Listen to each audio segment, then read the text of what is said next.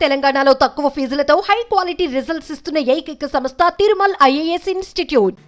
అలాగే భారత సంస్కృతి మూలం వసుదైక కుటుంబం.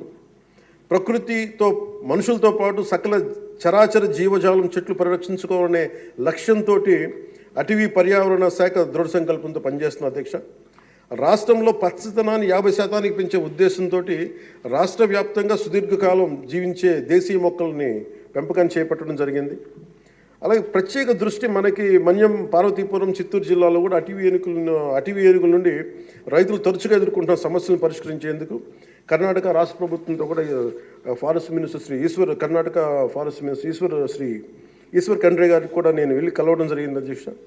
వారికి మనకు సంబంధించి ఇక్కడ టీమ్ చేయడానికి అక్కడ కుంకి ఏనుగుల్ని మనకి తీసుకొచ్చేందుకు మనం చర్యలు తీసుకుంటా ఉన్నాం అధ్యక్ష. ఈరోజు నిన్న రాత్రి ముఖ్యంగా చిత్తూరు మన అన్నమయ్య జిల్లాలో జరిగింది. చాలా బాధ కలిగిన తర్వాత 3 చనిపోయారు. దీనికి ప్రత్యేకంగా ఇప్పుడే సమీక్ష నిర్వహించి వస్తున్నాను అధ్యక్ష.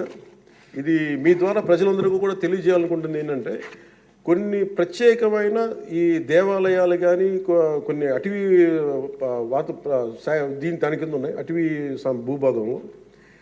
నిన్న జరిగిన ఇన్సిడెంట్ అధ్యక్ష, అది రెగ్యులర్ రూట్ వాళ్ళు వాడలేదు అధ్యక్ష.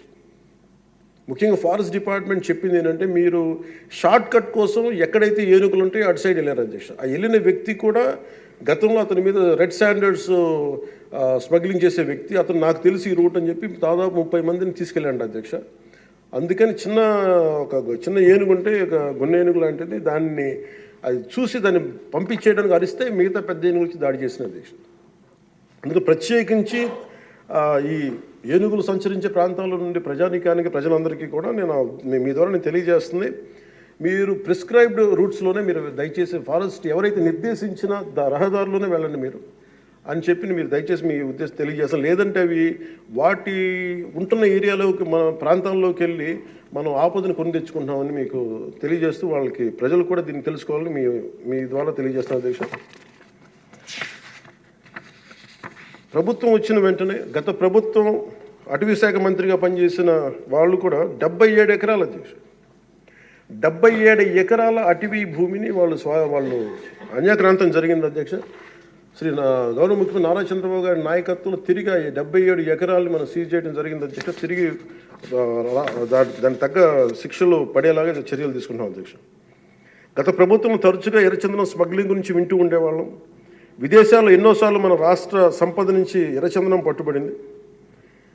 ఉదాహరణకి మీకు ఒక సంఘటన చెప్తాను అధ్యక్ష.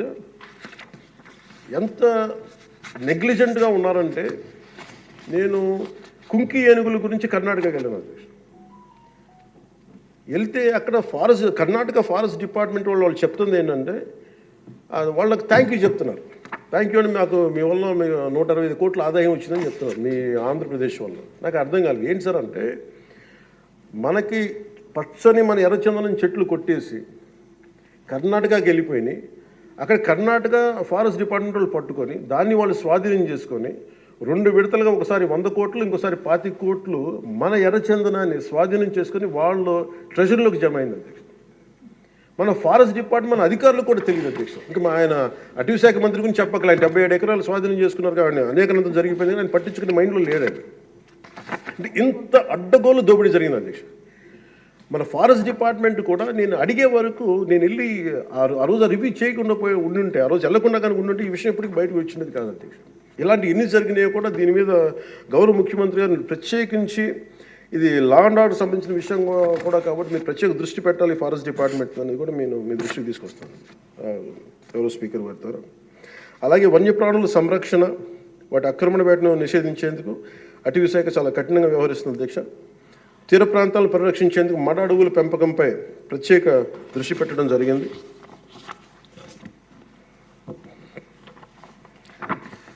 గౌరవ ముఖ్యమంత్రి గారికి దాదాపు ఒక 2 నెలల క్రితం వారి దృష్టికి వెళ్ళిన అధ్యక్ష. వారి దృష్టికి కొన్ని విషయాలు తీసుకొచ్చాను. గత 5 సంవత్సరాల కాలంలో చాలా మీకు తెలుసు ఉత్తరాంధ్ర ప్రాంతంలో గిరిజన ప్రాంతాల్లో అసలు డోలీల ద్వారా పేషెంట్స్ని తీసుకొచ్చి అంబులెన్స్ వెళ్ళలేని గ్రామాలు ఉన్నాయి, రోడ్లు లేని గ్రామాలు ఉన్నాయి. చాలామంది మనకి న్యూస్ పేపర్లో మనకి న్యూస్ వచ్చేది, డోరీల ద్వారా తీసుకొచ్చి వాళ్ళు ఇబ్బంది పడే విధానం, దారిలోనే వాళ్ళకి డెలివరీ అయిపోయే పరిస్థితి, చాలా ప్రమాదకరమైన పరిస్థితులు ఉంటే గౌరవ ముఖ్యమంత్రి గారు అపాయింట్మెంట్ తీసుకుని ఒకసారి చెప్పాను, సార్ మన దగ్గర ఆర్థిక పరిస్థితి అన్నీ తెలిసి కూడా నేను ఆయన ఒత్తిడి పెట్టడానికి వెళ్ళాను. సార్ మీరు ఇట్లా ఉంది పరిస్థితి అంటే ఆయన అడ్మినిస్ట్రేటివ్ శాంక్షన్ ఒక 35 కోట్లు ఆ రోజున పెద్ద మనసుతో ఇచ్చారు అధ్యక్ష. ఆ తర్వాత అలాగే మన కేంద్రంలో కొన్ని స్కీమ్స్ ఉన్నాయి, వాటన్నిటి ద్వారా తీసుకెళ్ళి ముందు రోడ్లు వేస్తే అధ్యక్ష ఈ రోజున ఇది మీ దృష్టికి తీసుకొస్తున్నాం ప్రజలందరికీ మీ ద్వారా.